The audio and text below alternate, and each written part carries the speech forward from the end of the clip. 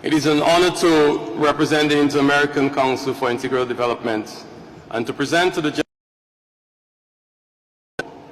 Mr. Chairman, the written CD annual report is extensive.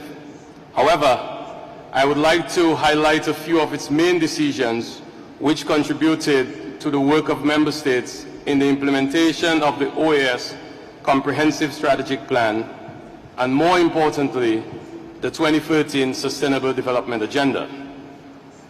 The vital role development and economic growth in the securing the future of our people cannot be overstated.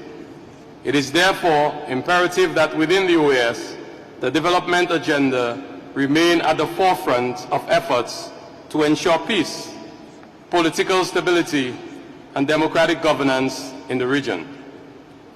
Since its inception, the OAS has been providing a steady framework for dialogue and cooperation for development in the hemisphere. Through Inter-American Council for Integral Development, member states have been able to set regional priorities, exchange information and best practices, and increase cooperation. Since the last General Assembly, CD held the ministerial meetings of social development and culture in Paraguay and education in the Bahamas, as well as a regular meeting of the Inter-American Committee on Ports in Uruguay. All these meetings reach important decisions. However, I would like to concentrate in the adoption of the Inter-American Education Agenda in Nassau last February, which I believe is a good example on how CD and the development pillar works. The Inter-American Education Agenda adopted a hemispheric roadmap to strengthen cooperation and build partnerships to ensure quality, inclusive, and equitable education by addressing three core areas. The agenda provided a critical space for the active engagement of international organizations, financial institutions, as well as the private sector and non-profit organizations, which pledged to work alongside member states to improve the quality of education in the region. As part of these efforts, for example, Fundación Pro Futuro expanded its digital education project to include the Caribbean region. The OAS Inter-American Teacher Education Network is revamping its programming to actually ensure consistency with the agenda, and the OAS Development Cooperation Fund also allocated $1.5 million in seed funding in support of the agenda, with projects from 18 eligible countries. This will certainly bring more opportunities to more children in our region. Education has been a priority of the OAS since its beginning. And for more than 50 years, through the OAS, scholarships and training programs have provided educational opportunities to thousands of our citizens. CD is currently assessing the functioning of these programs with a view of making them sustainable and updating its programming to the current needs of our member states. However, if we wish to continue bringing greater education opportunities to our people, we should properly fund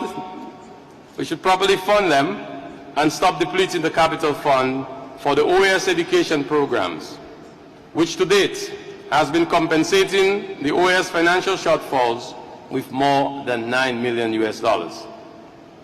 In that respect, the city's objective is to have final recommendations on their future structure and programming by July this year, so that their funding can be taken into account in the program budget discussions leading to the October Special General Assembly.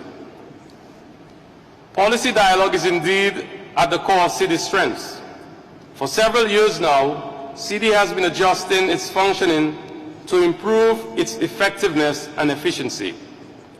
Last week, CD adopted the triennial ministerial cycle, which provides 6 very clear stages to guide the process of transforming the dialogue of technical experts into ministerial policy directions conducive to setting regional priorities for cooperation programming.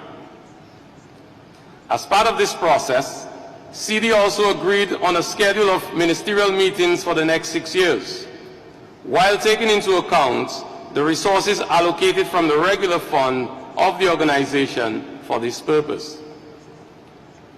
This calendar will also facilitate the coordination of the ministerial meetings of other regional and international organizations with a view of improving coordination, efficiency, and effectiveness of actions, programs, and projects. Mr. Chairman, despite the challenges posed by the diminishing resources assigned to the OAS development pillar, CD and the Executive Secretariat for Integral Development, which is, as per CD statutes, the area within the Secretariat responsible for providing support to CD and coordinating its cooperation activities, continue to adapt and continue looking for ways to respond to the specific needs of member states. One example of this are the substantive discussions held at CD current issues like the implementation of the SDGs. These discussions resulted in a cooperation initiative to transfer the open source reporting platform on national statistics for global SDG developed by the United States to other countries in the region.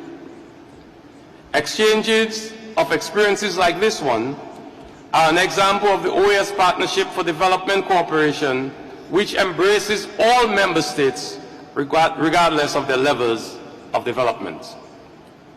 They entail abandoning the traditional aid-oriented approach and developing instead cooperation programs based on the partnership which, without attempting to impose models, would support the economic and social measures taken by countries, particularly for those to combat poverty. Mr. Chairman, distinguished colleagues, CD looks forward to listening to your reflections this afternoon at the panel discussions on integral development and prosperity in the hemisphere. This will certainly be a thought-provoking debate that will drive further analysis on the rightful place the development agenda has within the OAS. CD looks forward to your guidance and directions as we continue our work of bringing more opportunities to all the people of the Americas. Thank you, Mr. President.